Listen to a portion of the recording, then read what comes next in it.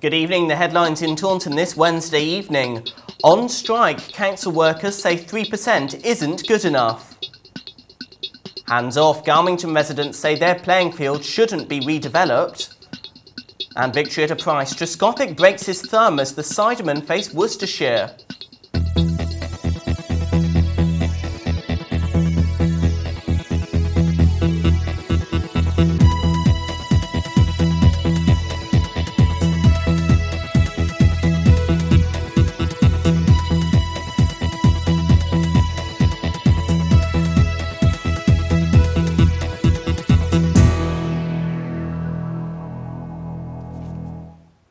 Good evening and welcome to Taunton Today. Council employees have been striking to the sound of Billy Joel, Oasis and Billy Ocean. The strike kept Taunton Library closed, but council officials say no schools in our area were forced to shut. Social services and Meals on Wheels were able to continue running in our area. But in this first national 24-hour strike since the winter of discontent, workers voiced their protests outside Shire Hall in the centre of Taunton. Disco fever hit Shire Hall as County Council employees demonstrated in the sunshine. The atmosphere remained happy and enthusiastic as the music played on. You may dance now. The dispute is over a national 3% pay offer. Union leaders are holding out for a 6% rise. They also want more equality within the ranks. Many feel women are not well paid, and certain sectors of staff feel underappreciated for the type of work they do. However, Somerset County Council believe they're handling this with a special scheme. We're currently going through what's known as a job evaluation scheme, where we've put aside £2.5 million into the budget to help this to roll out, and that is where every job within the County Council will be evaluated so that the person doing it gets a fair rate for the job that they're doing.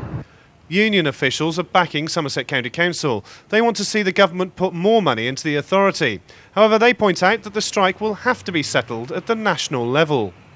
We are prepared to support them in their call for more funding from the government for Somerset. We think that's right because Somerset does generally get a bad deal. But we're also aware that lots of money is going into local government, into education, into social services, and we want to make sure that a lot of that money comes to the staff that are delivering those services. They're the people that need the extra money. Despite the good atmosphere, the workers are clearly unhappy with the present situation. They were only too happy to talk to the cameras. Well, we're striking because we really believe that we do an excellent job and we work very difficult hours and we deserve a really decent pay. I think we deserve a decent wage for the work that we do. And all the colleagues that are here and all the good work we do over the years, and it don't get noticed, and it's long time people stood up. I feel totally undervalued in what I'm doing, and I think a lot of my colleagues, particularly the lower paid women, are completely undervalued. Come out in favour of the pay for the lower paid workers. 3% of a senior officer's wage is a lot of money. 3% of scale 1, somebody who's on 10,000 or less a year, is a pittance. The effects of strike action in local government are far-reaching. It's hoped that a compromise can be found at national level to end the industrial action. Residents in Carrington are scared that they're to lose their playing field.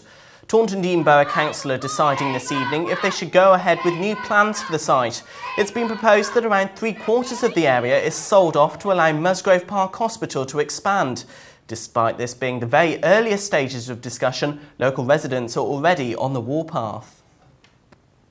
We're in Carrington Park and it seems there's a bit of a demonstration going on here. They're demonstrating because they believe the local borough council want to take away the park to use to expand Musgrove Park Hospital into. Now with me now is Sheila Eckhart. Now you've been leading a sort of protest against these plans from the borough council.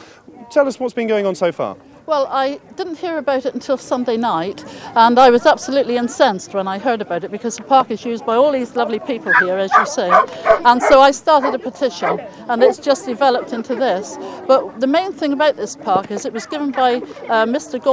Hamilton Gaunt in He was our MP for 11 years and he gave the park in 1931 in trust, and the trust is looked after by Taunton Deane.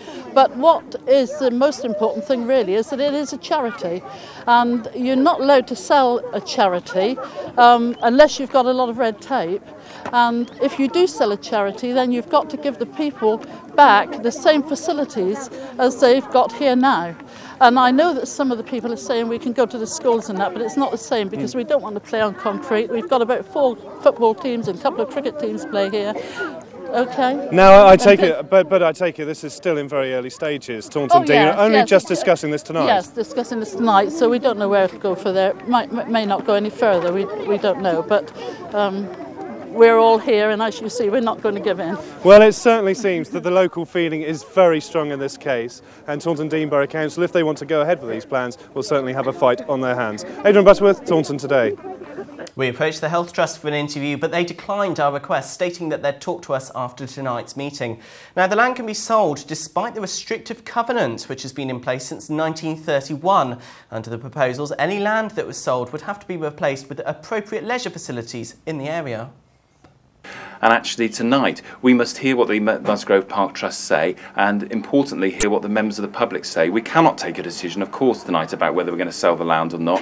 What we can take a decision to do is that if, after listening to the Trust's plans, put these matters out, develop them, listen to what the public say. We must listen to what the residents say. They must have a say. This is far too early. This has been in the public domain just a few days. Children at a local school will be going to classes through a Jubilee Arch from now on. At Northtown Primary, teachers, children and friends of the school have all got together to spruce up the entrance to their playground. Northtown Primary is for children from 4 to 11 years old. Excitement was running through the school as it came close to officially opening their new archway. The children had helped design the arch, and a local blacksmith helped to make it. But more than anything else, the children have got a lasting memory of the Queen's Jubilee. It's not just a party and forgotten, but this arch will last for hundreds of years, and the children's work is going to last for hundreds of years. So I think it's just a magnificent project that will really enhance the back of school. The children cheered and clapped as the ribbon was cut. With nearly 400 pupils in the school, many students will pass through the arch over the years. Adrian Butterworth for Taunton Today. Cricket and Somerset have won their Cheltenham and Gloucester Trophy quarter-final with Worcestershire at the county ground by 4 wickets. But the main talking point of the match will be the injury to Marcus Trescothick. A multiple fracture of his thumb means that he's definitely out of England's first test against India, and he may miss the rest of the season. Trescothick suffered the injury as he stopped a fierce cover drive from Graham Hick. He's likely to be out for 6 to 10 weeks. Somerset entered today's game without both Andy Caddick and Richard Johnson, the latter having failed a late fitness test yesterday. And after losing Marcus Trescothick to a thumb injury, coach Kevin Shine must have been fearing the worst. After winning the toss and electing to field, the recently faltering Somerset attack raised their game to cause Worcestershire problems. After losing Stephen Peters and Graham Hick and Vikram Solanki, who briefly steadied the Worcestershire boat, an excellent spell of bowling followed for Somerset, Blackwell finding a good line to slow the run rate and Mike Burns causing the visiting batsmen to swing wildly. David Leatherdale, Gareth Batty and Andy Bitchell all fell. Ben Smith did his best to hold his team together, eventually finishing on 85 not out. Worcestershire were all out for 271 after 49 overs, leaving Somerset a target of just under 6 and over. Without Trescothick, much rested on the shoulders of returning captain Jamie Cox. But despite a solid start, his wicket was taken for just 15 when Andy Bitchell forced him to cut his shot into the grateful hands of Graham Hick. Peter Bowler followed him to the dressing room shortly afterwards, caught Stephen Rhodes, bowled at Matthew Mason for 5. And when an aggressive knock by Mike Burns, seeing him score 24 off 23 balls, was ended when he was trapped LBW by Stuart Lampitt, it left the home side facing an uphill task.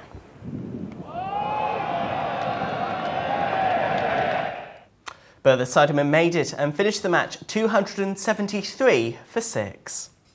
And that's just about it from us for now. I'm back at 11 in the morning with our next live news update. In the meantime, do check out our new website, the address www.tauntontelevision.co.uk. But for me and the team, have a good Wednesday evening. Bye-bye.